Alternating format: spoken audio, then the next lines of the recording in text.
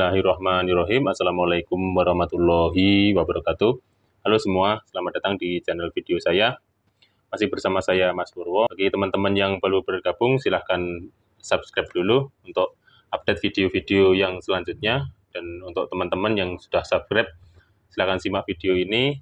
Kali ini saya akan membahas tentang bagaimana cara mengajukan kredit usaha rakyat atau KUR di Bank BCA. Tolong video ini jangan ditonton terus ya, jangan di skip-skip. Nanti ada tips-tipsnya untuk bagaimana caranya kita supaya di ACC dan cair pengajuan kredit kita di Bank BCA. Nah, pertama-tama sebelum mengajukan kredit ke Bank BCA, pilih ya cabang yang terdekat dari domisili Anda. Karena bank-bank yang menyalurkan kredit KUR itu biasanya akan menyalurkan per wilayahnya masing-masing. Jadi untuk teman-teman yang mau mengajukan ya silahkan pilih wilayah yang terdekat atau terdekat dari domisili. Terus langkah yang pertama itu teman-teman datang ke Bank BCA. Kalau untuk yang baru ingin mengajukan ya tanya-tanya dulu ke Bank BCA. Pertama akan disambut oleh security ya biasanya. Terus akan ditanyakan apa keperluannya ya teman-teman. Bilang saja keperluannya ingin mengajukan tambahan modal usaha KUR di Bank BCA. Nanti akan diarahkan ke marketingnya, biasanya marketing yang bagian KUR ini. Nanti akan dijelaskan oleh marketingnya persyaratannya itu apa saja. Nah, sebelum Anda ke bank ya, saya kasih tahu dulu persyaratannya apa saja.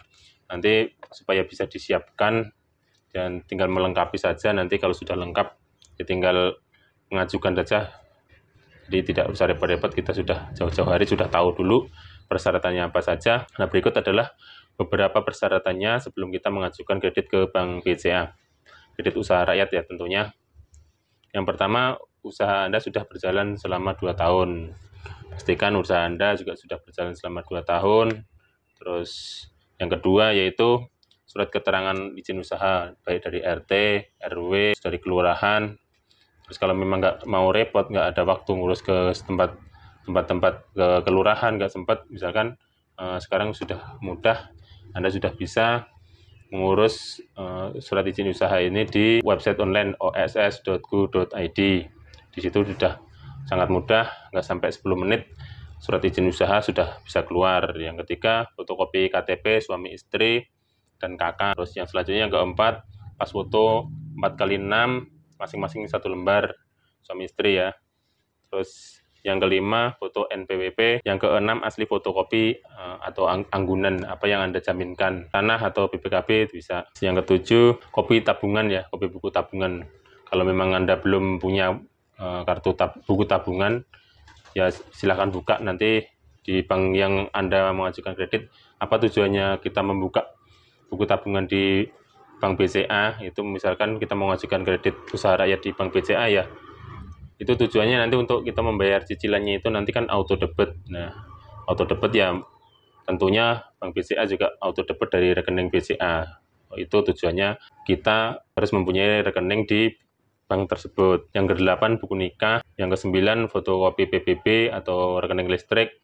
Terus selanjutnya ada juga tambahan materai biasanya. Nah, itu sekedar informasi dulu itu persyaratannya. Nah, nanti kalau misalkan ada kurang atau apa, itu Anda tanyakan dulu ya di pihak marketing. Misalkan Anda tadi sudah datang ke Bank BCA-nya, terus membawa perlengkapannya, tanyakan dulu misalkan ada kekurangan atau tidak. Kalau misalkan tidak ada kekurangan, selanjutnya akan diproses. Nah, kalau misalkan ada kekurangan kan biasanya juga Anda disuruh melengkapi dulu.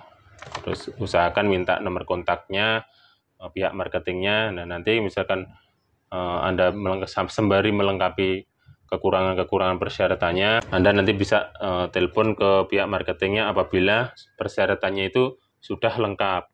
Anda tinggal telepon ke pihak marketingnya, kapan bisa disurvei, biasanya 1-2 hari, ya tergantung jadwal marketing tersebut, surveinya ya tergantung jadwal marketing tersebut, antrian banyak atau tidaknya, nanti akan disurvei. Nah, pas disurvei itu apa saja yang ditanyakan dari pihak marketing itu apa saja. Nah, ini ada saya terangkan ya tips-tipsnya.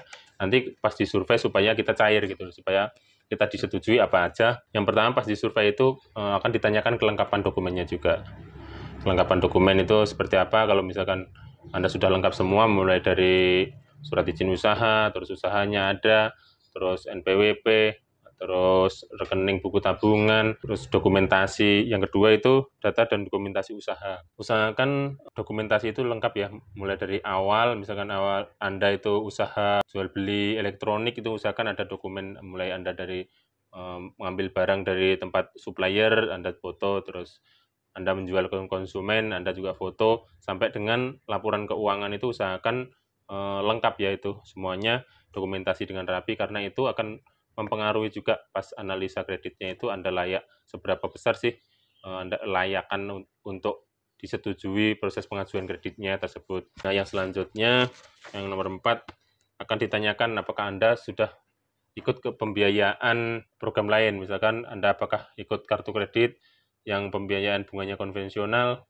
atau Anda ikut kur di bank-bank lain, itu nanti akan ditanyakan. Nah, usahakan juga Anda, kalau misalkan Anda ada kesangkutan di kredit konvensional di bank lain, usahakan selesaikan terlebih dahulu sebelum Anda mengajukan kur di bank BCA ini. Karena apa? Karena itu akan berpengaruh terhadap kelayakan Anda disetujui atau tidaknya. Karena bunga kur ini beda dengan konvensional. Kalau kur ini kan disubsidi dari pemerintah, maka kalau kita masih ada tanggungan di pembiayaan kredit yang konvensional, kita sudah dinilai oleh pemerintah itu layak, kita sudah membayar bunga secara konvensional, secara biasa, kan ini kan bunganya disubsidi. Jadi ya memang yang kita clear, BI checking-nya clear, kita belum ada sangkutan apapun atau pembiayaan kredit apapun di lembaga pembiayaan manapun. Nah, nanti kita akan dijelaskan yang nomor 5 itu, nanti kita akan dijelaskan skema pembayarannya seperti apa, terus nanti prosesnya cairnya seperti apa, kita nanti akan dijelaskan itu oleh pihak surveyornya. Selanjutnya yang nomor 6, kita akan ditanyakan berapa kira-kira kebutuhan yang kita ajukan untuk tambahan modal tersebut. Kita itu butuh berapa sih? Nah, kita akan ditanyakan itu. Ya, analisa misalkan Anda butuhnya 50 juta ya, usahakan usaha yang Anda ajukan ini layak untuk diberi modal 50 juta gitu. Kalau misalkan belum layak, ya Anda juga jangan ajukan nilai segitu gitu. Nah, yang nomor 7, nanti juga kita akan diberikan kesempatan untuk bertanya apa-apa yang kita tidak tahu, terus yang kita belum ngerti, yang kita belum paham mengenai skema pembayarannya, mengenai pencairannya, mengenai proses sampai cairnya itu. Kalau kita belum tahu, kita dikasih kesempatan untuk bertanya apa-apa saja yang masih kita bingung. Jangan sampai nanti setelah disurvei baru kita kebingungan, terus ini kok belum saya tanyakan, ini ya kok belum ngerti, ini belum ngerti. Nah, usahakan pas ada kesempatan untuk bertanya itu, Anda juga bertanya mengenai kendalanya. Nanti misalkan di dalam perjalanan Anda mengangsur ada kendala, nggak bisa bayar, nggak bisa nyicil, itu seperti apa, apakah ada denda, dan bagaimana solusinya. Nah, itu pas dikasih kesempatan Anda untuk bertanya, silahkan bertanya sebanyak-banyak mungkin, terus yang belum Anda tahu jangan ragu-ragu untuk bertanya. Nah, yang terakhir nanti pas kita sudah selesai di survei, biasanya nggak nyampe seperempat jam, tergantung dari surveyornya ya. Terus nanti berkas-berkas yang telah kita sampaikan, telah kita kumpulkan, nanti akan dibawa ke pihak bank, oleh pihak bank akan dibawa, dan nanti akan dianalisa kelayakan usaha kita yang akan diberi kredit itu berapa kiranya, nanti akan dikasih tahu.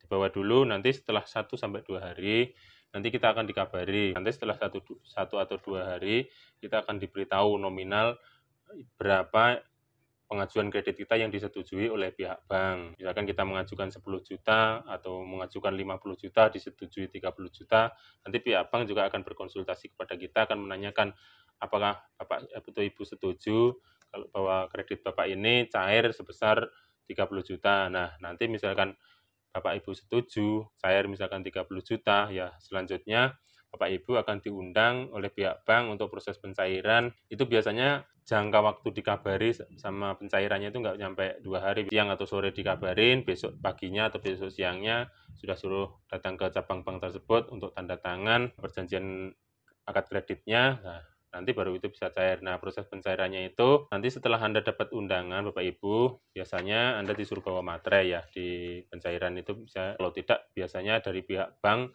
menyediakan materai, akan tetapi nanti dikenakan biaya administrasi. Nah, setelah itu Bapak Ibu jangan lupa bawa suami atau istrinya, karena di dalam persyaratan tadi kan Bapak Ibu mencantumkan KTP suami istri, terus KK, terus foto suami istri. Itu gunanya nanti untuk perjanjian akad kredit, suami atau istri Bapak Ibu suruh tanda tangan perjanjian atas kredit. Nah, setelah tanda tangan selesai, nanti juga akan dijelaskan potongan apa aja.